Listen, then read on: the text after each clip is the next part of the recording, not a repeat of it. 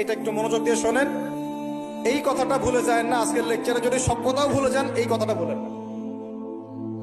আল্লাহ পাক তার নবীকে বলছেন, হে মুহাম্মদ বলেন সাল্লাল্লাহু আলাইহি ওয়াসাল্লাম, তোমার উম্মতের কোন ব্যক্তি যদি আকাশ জমিন, পুরো আকাশ জমিন সমান গোনা নিয়ে আমার সামনে দাঁড়ায় কিয়ামতের মাঠে, তোমার উম্মতের যে কোনো ব্যক্তি, নর নারী যুবক যুবতী যেই হোক না, সাদা কালো ধনী গরিব, হুএভার হি ইজ, তোমার উম্মতের যে কোনো ব্যক্তি আসমান জমিন সমান গোনা নিয়েও যদি আমার সামনে দাঁড়ায়, কিন্তু তার আমল নামার মধ্যে শিরিকের কোনো পাপ নাই। কোন পাপ নাই?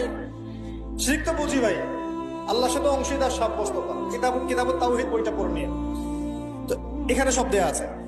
শিরকের পাপ নাই, আসমান জমিন সমান পাপ দিয়ে ভর্তি। আমি আল্লাহ তার সামনে আসমান জমিন সমান ক্ষমা দয়া নিয়ে হাজির হব ইনশাআল্লাহ। মানে আল্লাহ পাক তাকে মাফ করে দিবেন ইনশাআল্লাহ।